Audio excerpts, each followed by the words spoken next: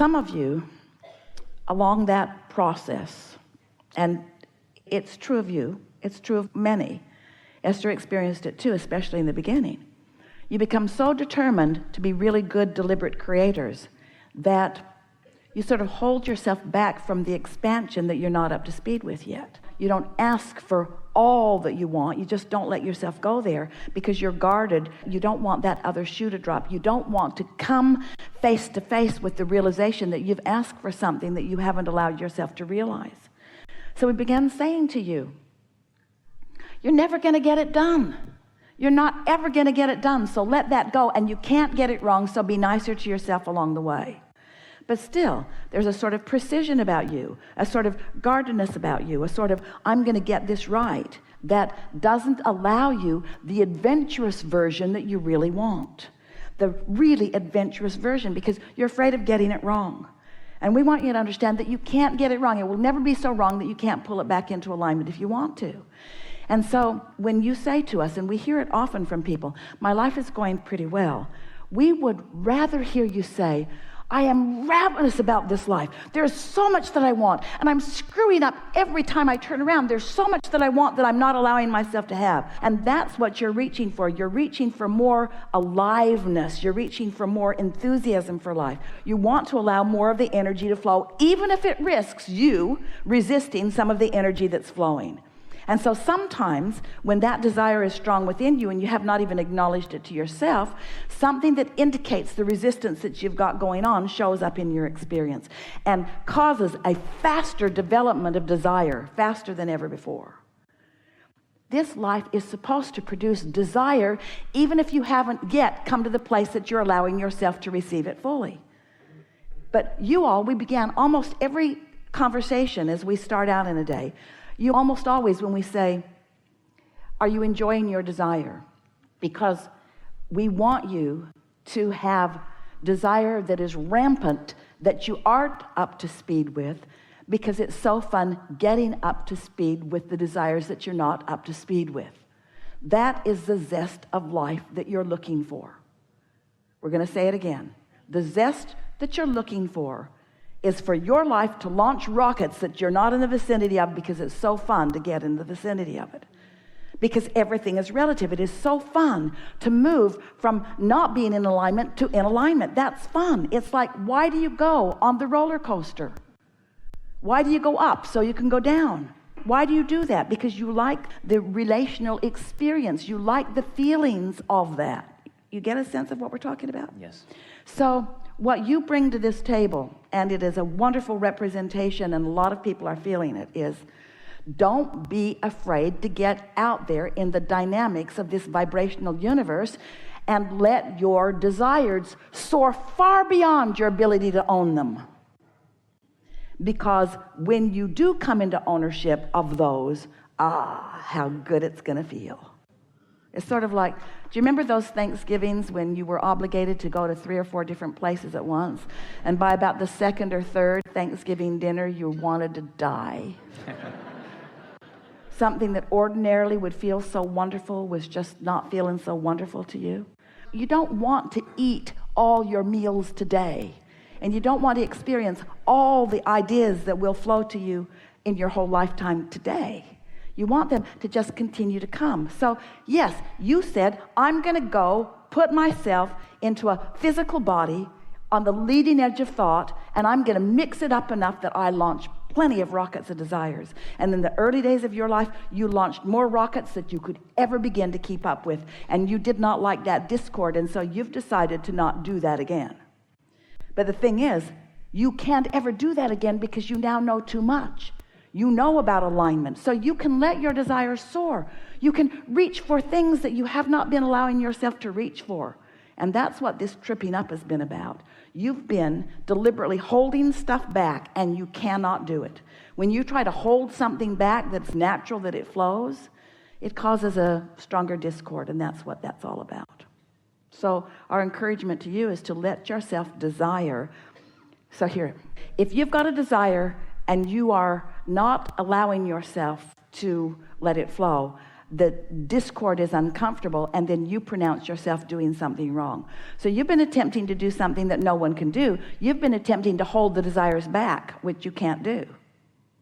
We want you to encourage the desires. Does that make sense to you? Yes. What do you want?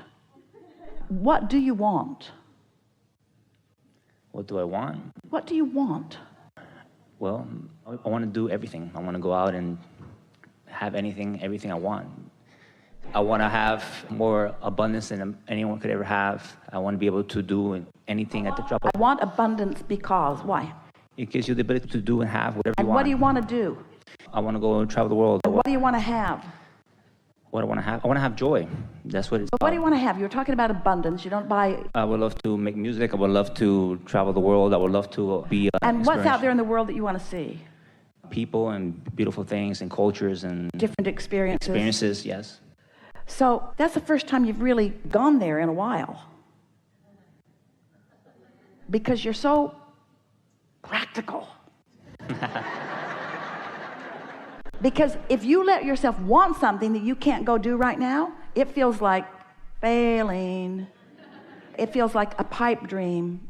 And in an action world, we don't want you to go do things that you can't afford to do. But in a vibrational world, you are abundant. You get to think about those things that you want to do. You get to let your juices flow about that. Spend time letting yourself be in the receptive mode of the imagination of that, you see. We're happy to have this conversation, because usually a conversation as we're visiting with our physical friends goes something like this. I have desires. I've got lots of desires, and there are things in my way from these. But you've taken it a step further, and a lot of you have. I have lots of desires, and I've got things in my way that keep me from it. And so I hold myself from thinking about desire, because when I turn my attention to my desire, my negative emotion, as I'm aware of the condition of it not having happened yet, flares up, and then I think I'm miscreating. Did you hear that? So now what we're saying to you is, I have desires that my vibration is not allowing me to manifest right now. But I've decided to approach this life unconditionally. So I don't need the condition of that desire right now to be happy. The thought of it feels good to me. I'm going to allow myself to think about it. I'm going to allow myself to find the feeling of it.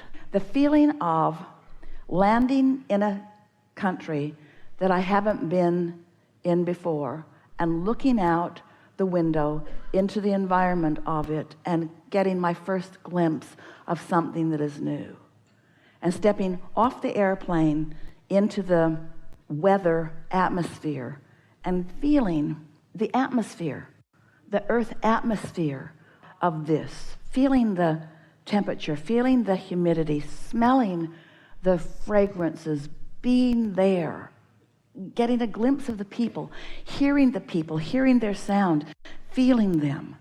In other words, you don't have to go there physically in order to have that emotional experience. You see what we're getting at?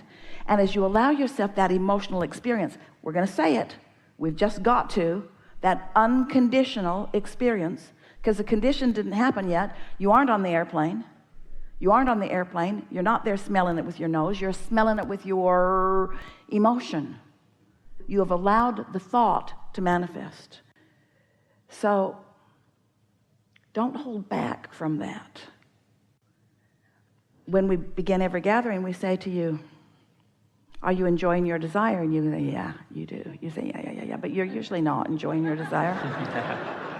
You don't really get what we mean, because what you mean is, I'm allowing myself to enjoy the desires that I'm letting myself have, because I'm keeping a close guard on not wanting more than I believe I can have, because it's torturous. And we just think that torturous contrast is so good for you, because you cannot hold desires back, and when you try, you introduce unnecessary resistance into your experience. And the reason that you hold your desires back is because you've been using feedback from others who don't believe in the process, who don't understand the process, who don't believe in themselves, and who don't believe in you as your feedback. So if you say to someone who hasn't traveled the world, who doesn't understand about vibrational currency, it's a vibrational currency that we want you to spend.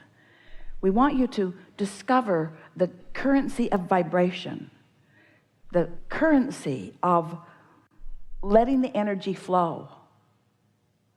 We wanting to expand your sense of where you stand and who you are in this equation of creation. And we're wanting you to, all of you, to hear us when we say, you're not getting your fair share. You're holding yourself back from your fair share because you've got bogus beliefs and flawed premises that keep you from letting yourself have your fair share. So in that limited thinking, you don't let yourself want in the way that you naturally do, and you practice not letting yourself want with such deliberateness because you don't want to look bad. You don't want to be talking about stuff that you can't demonstrate right now. But we want you to be talking about stuff that you can't demonstrate because we want the unconditional pleasure of it to be what you're going for. We're out here on the leading edge, friends, way out here on the leading edge.